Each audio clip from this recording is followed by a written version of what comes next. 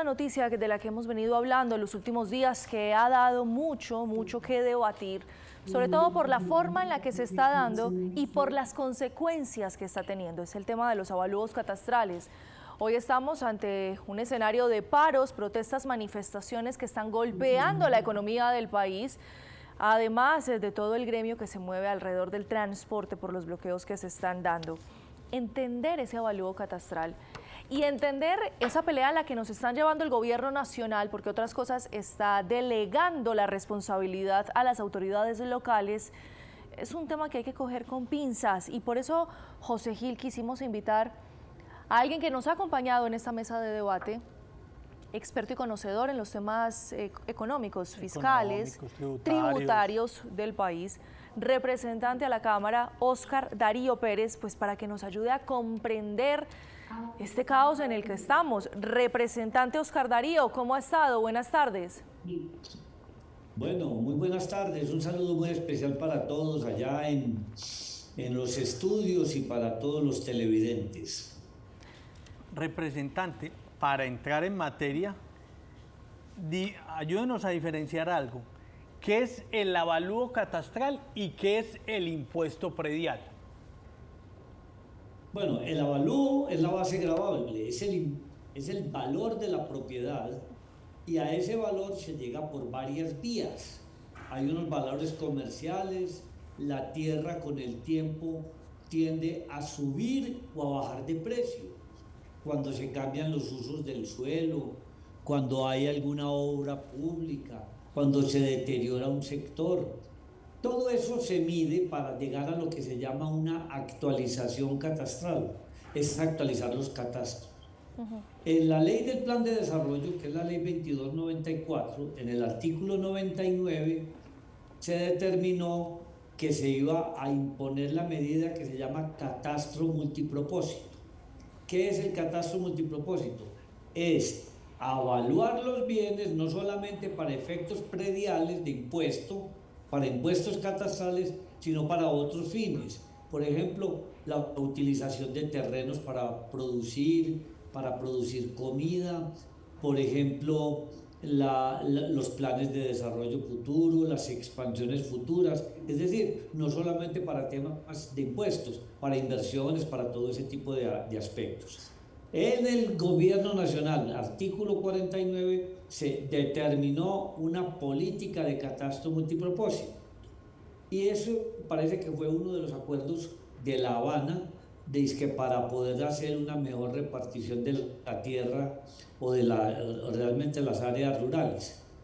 Ese es el inicio de esta situación que estamos padeciendo, iniciativa del gobierno nacional, y que el gobierno hoy evade, queriéndole echar la responsabilidad a los alcaldes y a los gobernadores.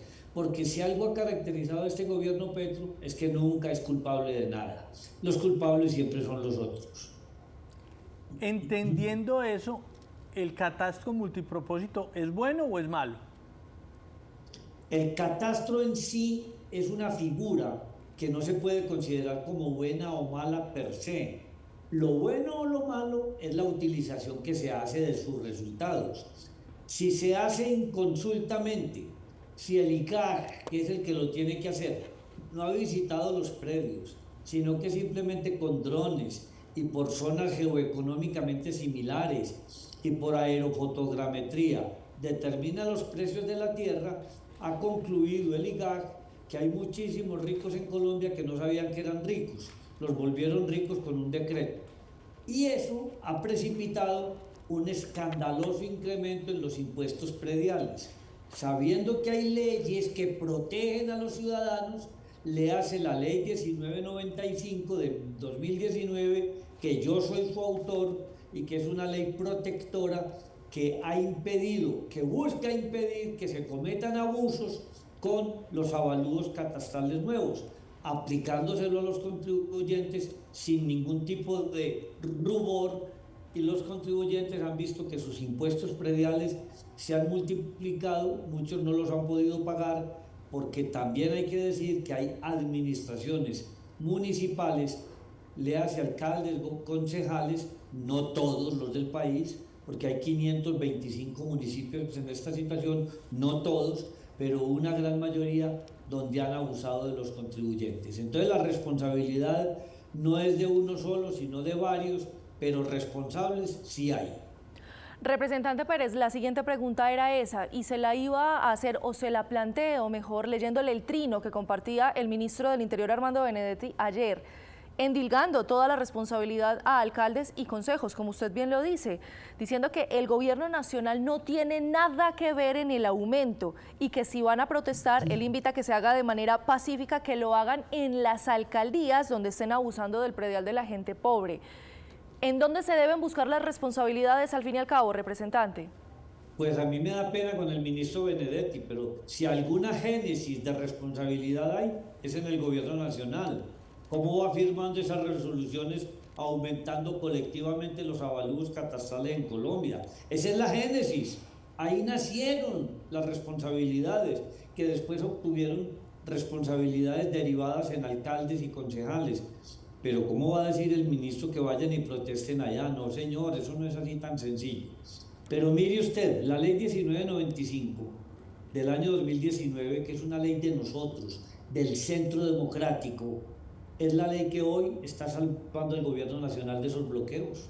Y por eso el IGAG ha podido llegar a calmar a la gente, a decirle que va a revisar los avalúos y que le va a pedir a los municipios que apliquen la ley 1995, que hasta ahora han sido bastante celosos y recelosos para aplicarla, porque también, digámoslo con claridad, hay autoridades locales que son alcabaleras, que son fiscalistas, y ustedes pueden coger a muchos ciudadanos a quienes el impuesto predial, no el avalúo, el impuesto, les ha subido un 300, un 400, un 500, un 1000%.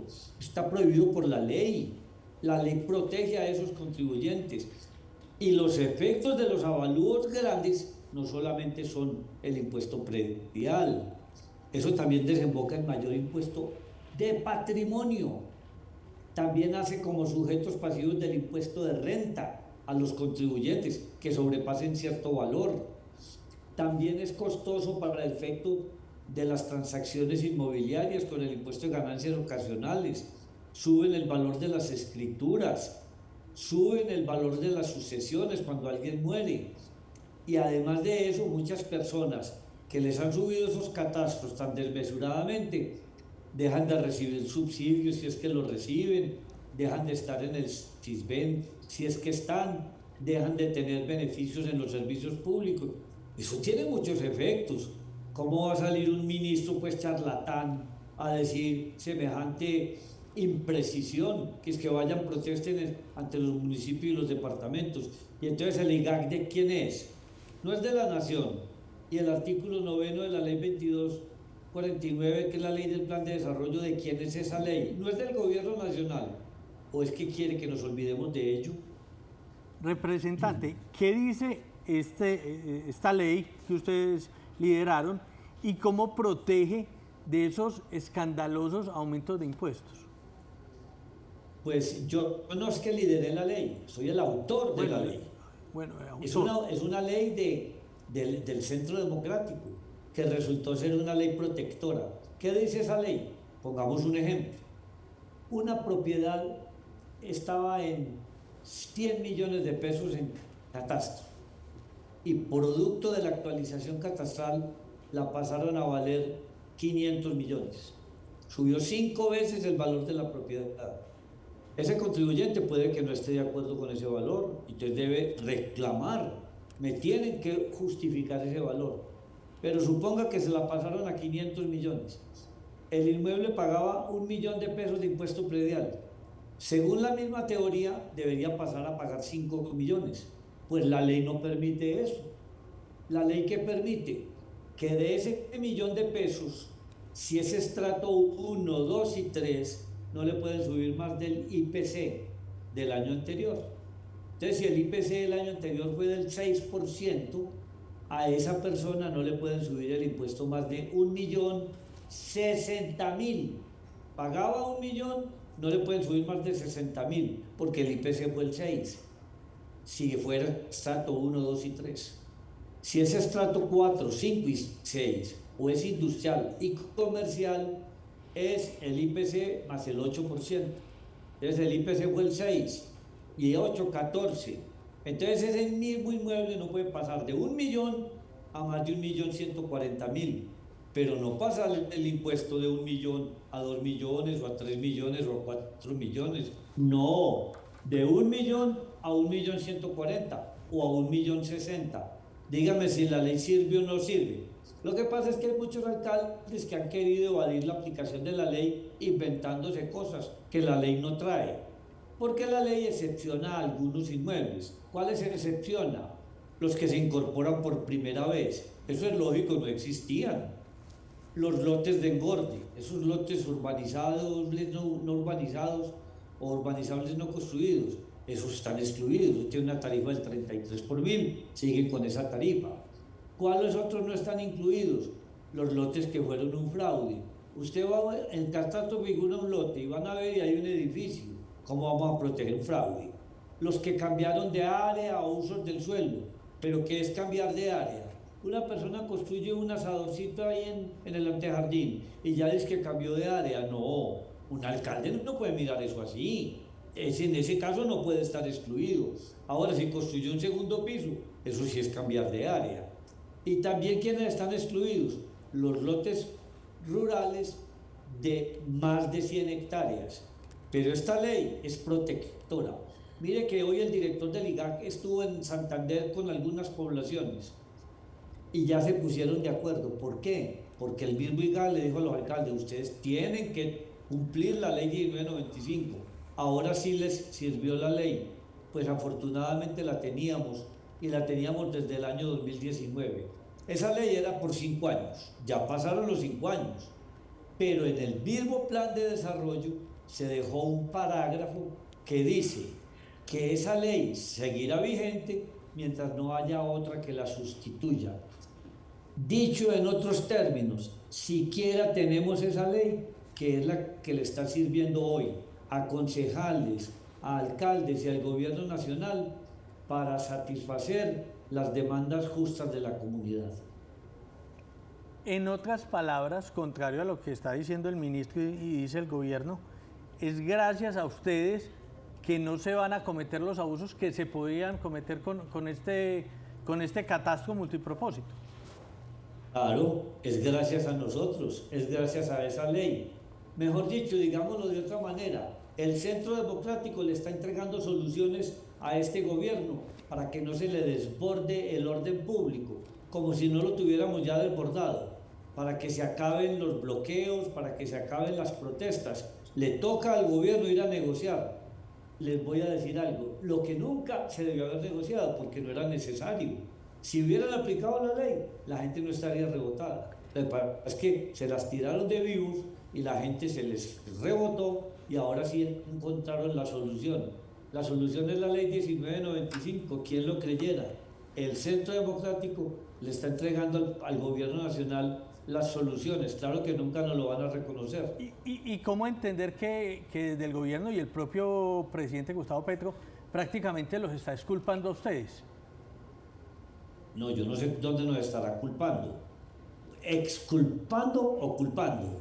No, lo está culpando porque yo le veía la declaración ayer al ministro en Nariño y él prácticamente decía que lo que se estaba presentando en el Santander era por culpa del uribismo y de los representantes del uribismo. Bueno, sí. No, es que, no, perdóneme, pero no nos está culpando por la ley, sino que él nos culpa de todo, porque él culpa a Uribe de todo. No hay ninguna cosa que haya hecho en este gobierno nadie que Petro reconozca la culpa. Siempre la culpa es de otros. Y él siempre dice que en Santander el promotor de los paros era el uribismo. Hombre, nosotros no actuamos así, nosotros no somos tan bajos como él.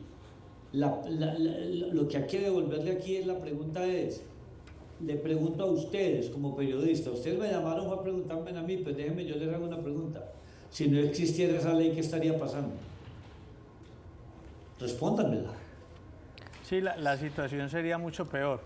En otras palabras, entonces lo que se está presentando es una especie de malentendido. No, pues puede ser, pero yo creo que el malentendido iba acompañado de una voracidad fiscalista. Es que también aquí hay alcaldes y concejales que les gusta recaudar y recaudar sin importar de dónde provengan los recursos. Es que no todas las tierras son productivas. Hay tierras que no dan sino el hecho. Y entonces a esas tierras volvamos los ricos por decreto. Mire todo lo que han dicho todas esas personas de los bloqueos, que el gobierno los volvió ricos con un decreto. O sea, los volvió ricos en el papel, pero en la realidad son personas que cultivan su tierrita para poder vivir.